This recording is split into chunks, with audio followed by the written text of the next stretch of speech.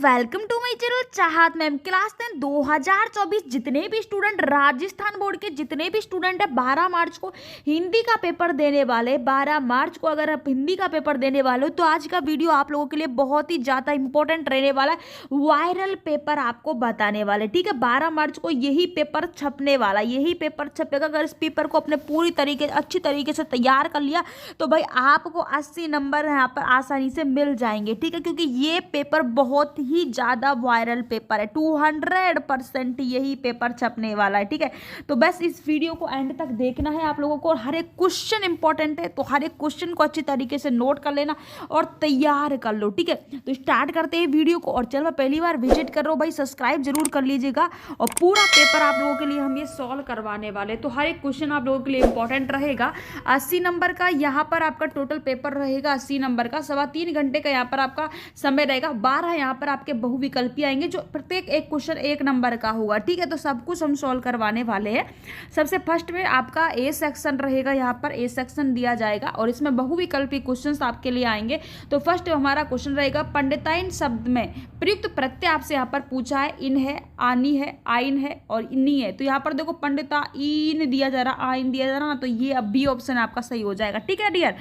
अगला my dear student रहेगा, स्वच्छ शब्द का सही संधि विच्छेद होगा। तो स्वच्छ शब्द का सही संधि विच्छेद आपका ये हो जाएगा द ऑप्शन सु प्लस आच, ये बिल्कुल सही हो जाएगा। अगला भ्रमर गीत की भाषा है, तो यहाँ पर आपसे पूछा जाएगा कि भ्रमर जो गीत है अवधी भाषा में है, संस्कृत में, उर्दू में है, ब्रज भाषा में है। तो जो भ्रमर गीत है वो ब्रज भाषा में है, ठीक है। बहुत इंपॉर्टेंट पेपर रहेगा ये आप लोगों के लिए। अट नहीं रही कविता किस आभा का वर्णन करती है। तो अट नहीं रही जो कविता है ये और किस आभा का ये वर्णन करती है ना। तो फागुन का है, चैत्र का है, सावन का है, बैसाख का है। तो ये फागुन का करती है, यानी कि ऑप्शन बिल्कुल राइट हो जाएगा। जयशंकर प्रसाद का जन्म कहाँ हुआ था। तो जयशंकर प्रसाद जी का जो जन्म हुआ था तो आपको बताना है कौन से स्थान है। कानपुर है, हरिद्वार है, वाराणसी है, उज्जैन है। तो जयशंकर प्रसाद जी का जो जन्म हुआ था वाराणसी में हुआ था, ठीक है। अगला क्वेश्चन हो जाएगा, शिव धनुष तोड़ने वाले को परशुराम ने किसके समान शत्रु माना है। तो शिव धनुष को तोड़ने रावण के समान है, सहबाहुज के समान है, कंस के समान है, यम के समान है। तो किसके समान? सहस्त्रबाहु के समान माना गया है, ठीक है। तो यानी कि आपका सही ऑप्शन बिल्कुल राइट हो जाएगा। और सारे क्वेश्चन इंपॉर्टेंट है, तो हर एक क्वेश्चन को आपको अच्छे से देखना है। शहर के मुख्य बाजार के पीछे मुख्य चौराहे पर किसकी प्रतिमा लगी थी। तो किसकी प्रतिमा? सुभाष चंद्र बोस जी की, नेताजी सुभाष चंद्र बोस की, महात्मा गांधी की, रानी लक्ष्मीबाई की, सरदार वल्लभ भाई पटेल की। तो किसकी लगी थी? नेताजी की। सुभाष चंद्र बोस जो नेताजी थे उनकी शहर के मुख्य चौराहे से, मुख्य बाजार और मुख्य चौराहे पर क्या लगी थी? उनकी प्रतिमाएं लगी हुई थी, ठीक है। अगला जो क्वेश्चन रहेगा आपका 8 नंबर का, यही सच है कहानी प्रसंग के लेखक है। तो यही सच है इस कहानी के प्रसंग जो संग्रह है, संग्रह उसके लेखक कौन है? यशपाल है, मनु भंडारी है, यदित्र मिश्र है या राम वृक्ष बेनीपुरी है। तो भाई कौन हो जाएगा? मनु भंडारी। कौन? मनु भंडारी यहाँ पर हो जाएगा। लखनवी अंदाज लेखक के माध्यम से किस लेखक के माध्यम से कवि ने किस पर व्यंग किया है। तो लखनवी अंदाज, ठीक है, कवियों पर किया, नवाबों पर किया, नई कहानी के लेखकों पर किया, स्वयं पर किया है। तो ये किस पर किया था?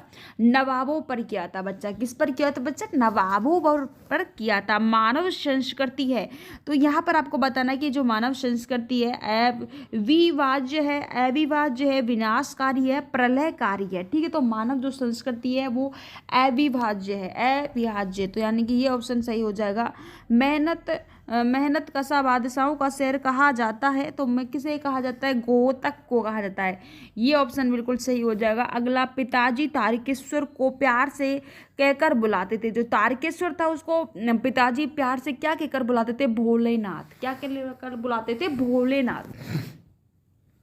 यानी कि बी ऑप्शन आपका यहाँ पर बिल्कुल ठीक हो जाएगा। अब कुछ यहाँ पर आपके रिक्त स्थान दिए जाएंगे, रिक्त स्थानों की यहाँ पर आप लोगों को थोड़ा पूर्ति करनी है। टोटल 6 क्वेश्चन यहाँ पर आते, प्रत्येक क्वेश्चन आपका एक नंबर का, देखो यहाँ पर देख सकते हैं कि नंबर का यहाँ पर रहता है।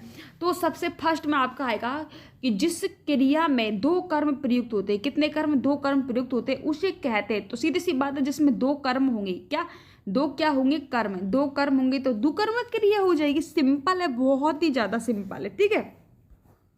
तो यहाँ पर क्या आ जाएगा, द्विकर्मक, क्या आ जाएगा, द्विकर्मक। अगला हो जाएगा अविकारी शब्द को कहते हैं। तो अविकारी जो शब्द होता है उसको अव्यय कहते हैं। क्या कहते हैं, अव्यय। तो यहाँ पर क्या आ जाएगा, अव्यय आ जाएगा। अगला है खालिस्तान समास के दो पद समान रूप से प्रधान होते, तो समान रूप से प्रधान होते इसको द्वंद्व समास कहा जाता है। तो यहाँ पर क्या आ जाएगा, द्वंद्व समास आ जाएगा। अगला संज्ञा सर्वनाम क्रिया अव्यय शब्दों के साथ जोड़कर विशेषण बनाए जाते हैं, तो उसे क्या कहते हैं, नाम धातु कहते हैं। यहाँ पर नाम धातु आ जाएगा। अगला है संज्ञा के स्थान पर प्रयुक्त होने वाले शब्द सर्वनाम कहलाते हैं। अगला है उपसर्ग के शब्दांश जो शब्द खालिस्तान से जोड़कर अर्थ बदल देते तो उसे उपसर्ग कहते हैं। ठीक है, ये आपके के स्थानों की पूर्ति हो जाएगी। फिर यहाँ पर यार आपको है ना गद्यांश दिया जाएगा। अफटित गद्यांश रहेगा, जो आपने पहले कभी पढ़ नहीं रखा होगा, यानी कि ये जो गद्यांश दिया जाएगा आपकी बुक से नहीं दिया जाएगा। तो सबसे पहले ये गद्यांश आपको दिया जाएगा और यहाँ पर 6 नंबर का ये आएगा। तो सबसे पहले तो गद्यांश को पढ़ने की कोशिश मत करना, क्योंकि सबसे पहले पढ़ना तो पड़ेगा, क्योंकि हमें इसका शीर्षक देखना पड़ेगा। तो सबसे पहले क्वेश्चन देख लो, क्वेश्चन क्या क्या है इसमें, देख लिया। अब चलो एक बार इसको फटाक से रीड कर लेते हैं। ठीक है, फटाक से हमें ये आपको रीड कर लेना है कि अगर इसका हमें गद्यांश भी तो शीर्षक भी तो हमें देखना है। यदि किसी राष्ट्र का समुचित विकास उसके नागरिकों की सही व्यक्तित्व का निर्माण करता है तो शिक्षा का सदस्य होना अनिवार्य है। शिक्षा वस्तुतः कोई पाठ्य डिग्री प्राप्त करना नहीं है, बल्कि जीवन के क्षेत्र चलने वाली प्रक्रिया। बिल्कुल सही है, कुछ ना कुछ सिखाती रहती है। शिक्षा के से ही व्यक्ति राष्ट्र के चरित्र का निर्माण होता है। यदि किसी देश की शिक्षा अच्छी होगी तो उसके नागरिकों का चरित्र अच्छा होगा। महात्मा गांधी ने शिक्षा के चरित्र का निर्माण के लिए अनिवार्य माना है। वे कहते हैं कि शिक्षा का सही उद्देश्य चरित्र का निर्माण करता है। अब इससे आपसे क्या पूछा है भाई, क्या पूछा है, पहला क्वेश्चन है आपका 1 नंबर का। यहाँ पर पूछा है उपयुक्त शीर्षक यहाँ पर आपसे पूछा है। अब आपने एक बात देखी होगी, यहाँ पर चरित्र और शिक्षा की बात आई है। पूरे में 2 चीज सबसे इंपॉर्टेंट आई है, एक तो शिक्षा के बारे में, एक चरित्र के बारे में। तो इसका जो शीर्षक होगा वो क्या होगा, शिक्षा का उद्देश्य चरित्र का निर्माण करना है। तो यह आपका क्या हो जाएगा, इसका शीर्षक हो जाएगा। क्या हो जाएगा, शीर्षक हो जाएगा। अगला है कि व्यक्ति और राष्ट्र का चरित्र निर्माण किसके द्वारा होता है। तो व्यक्ति और राष्ट्र का जो चरित्र का निर्माण होता है वो किसके द्वारा होता है। तो यहाँ पर आप देख सकते हो शिक्षा चरित्र का निर्माण, यहाँ से आप इसका आंसर मिल जाएगा आपको, यहाँ से महात्मा गांधी से लेकर और यहाँ तक मिल जाएगा। ठीक है, अगला हो जाएगा जीवन पर सतत चलने वाली प्रक्रिया कहलाती है। तो अभी जीवन पर सतत चलने वाली प्रक्रिया, देखो ये जीवन पर चलने वाली प्रक्रिया में कुछ ना कुछ समय सिखाती है। ठीक है, तो यहाँ से इसका आंसर आपको मिल जाएगा। अगला है कि राष्ट्र के विकास एवं नागरिकों के व्यक्तित्व के लिए हेतु शिक्षा कैसी होनी चाहिए। तो शिक्षा कैसी होनी चाहिए ये आपसे पूछा है, तो सब क्वेश्चनों का आंसर आपको यही मिल जाएगा। ठीक है, ये सारे क्वेश्चन दिए गए हैं, थोड़ा पढ़ लीजिएगा और सबका आंसर बेटा यही आपको आसानी से मिल जाएगा। ठीक है, तो ये विनाशकारी और सब कुछ मिल जाएगा। तो अब इसके बाद 4 नंबर का क्वेश्चन रहेगा, इसमें अपठित गद्यांश आपसे पूछा जाएगा। ये भी 6 नंबर का। देखो फोकट के नंबर होते हैं गद्यांश के हिंदी में, राजस्थान बोर्ड में तो बहुत ही सिंपल आता है। ठीक है, तो यहाँ पर आपको पहले क्या करना है, इसको पढ़ लेना है कि फूली सरसों ने दिया रंग, मधु को लेकर पहुंचा अनंग, वधु वसुधा पुलकित अंग अंग, वीर वेस्तु केतु कंत, वीरों जैसा वीरों का कैसा हो वसंत। ठीक है, तो इसमें किसके बारे में पूछा गया, उपयुक्त शीर्षक रहेगा। तो शीर्षक में ये रहेगा कि किसके बारे में, यहाँ पर अपने खेतों में मतलब हरियालियों के बारे में यहाँ पर सबसे ज़्यादा दिया गया है। तो मधु को लेकर कौन आया है, तो इसका जब अर्थ करोगे ना आप, कौन लेकर आया, बरसात लेकर आई है। ठीक है, तो इसको पढ़ लोगे एक बार, इसका अर्थ करोगे तो सिंपल है, सब कुछ आंसर आ ही जाएगा यार आपको, है ना। अगला यहाँ पर आपके क्वेश्चन रहेंगे, ये 14 नंबर के आएंगे, 40 शब्दों में आपको देना है ना। अब पहली तो क्वेश्चन है कि कांसी संस्कृति की पाठशाला है, नौबत खाने के इलाहाबाद पाठ के आधार लिखे। तो बस 2 नंबर का एक और 40 वर्डों में लिखना, ज़्यादा आपको लिखना नहीं। अगला रहेगा आपका संस्कृति है, संस्कृति में कब बदल जाती है, तो कब बदल गई थी भाई, 2 नंबर का सिंपल सा लिखना 40 वर्डों में, यानी कि आपको 3 लाइन लिखनी है इसमें। ठीक है, संगतकार कवि का मूल भाव क्या था। ठीक है, तो आत्मकथा कवि ने किन किन बिंबों पर वर्णन किया, तो ये सारी चीज़ें आपको यहाँ पर लिखनी है। लेखक का होशियामा विस्फोटक को प्रत्यक्ष रूप से देखकर कैसा अनुभव हुआ था।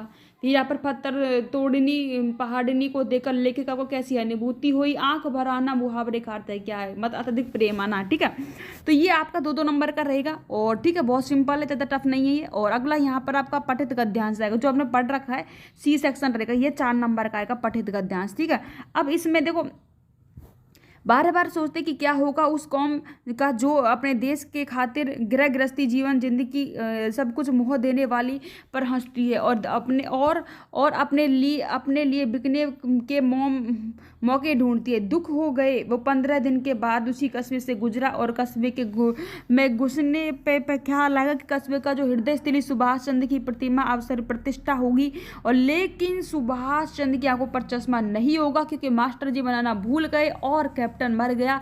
सोचा कि वहां रुकना भी, पान भी नहीं खाओगे, मूर्ति की तरफ देखोगे भी नहीं। तो हवालदार ने कितने दिनों से गुजरे, तो इसका आंसर यहाँ मिल जाएगा 15 दिन बाद गुजरे। सुभाष चंद्र की मूर्ति पर चश्मा क्यों नहीं लगा, क्योंकि कैप्टन मास्टर जी बनाना ही भूल गए थे। इसका आंसर यहाँ मिल जाएगा।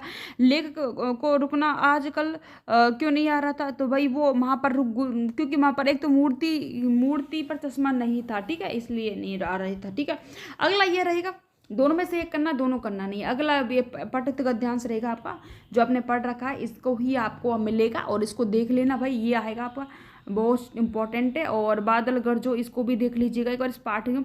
अगला क्वेश्चन रहेगा आपका बाल गोविंद भगत, ये 2-3 नंबर का रहेगा, मोस्ट इंपॉर्टेंट है। अगर ये नहीं आता तो इसको कर देना, ये भी 3 नंबर का रहेगा। अगला आपका रहेगा आत्मकथा जयशंकर प्रसाद जी, जो 12 मार्च को यही क्वेश्चन आपको मिलेंगे। या फिर आपका जो उद्धव वाला पार्ट है इसमें से आपको 3 नंबर का ये इसमें से रहेगा। ठीक है, अब आपका डी सेक्शन रहेगा, तो यहाँ पर आदित्य मिश्र ने व्यक्तित्व का कृति व्यक्तित्व की विशेष विषम विषय लिखनी है आपको। और इसके बाद जयशंकर प्रसाद जी का लिखना है। फरसाना जोड़ो हाथ जोड़े अध्याय के आधार पर बताइए कि लेखिका ने अपनी संपूर्ण यात्रा की खोज क्यों और कहाँ की। तो ये 4 नंबर का रहेगा। इसमें बाद ये नहीं आता तो फिर इसको कर सकते हो। फिर उसके बाद में 300 शब्दों में आपको निबंध लिखना है।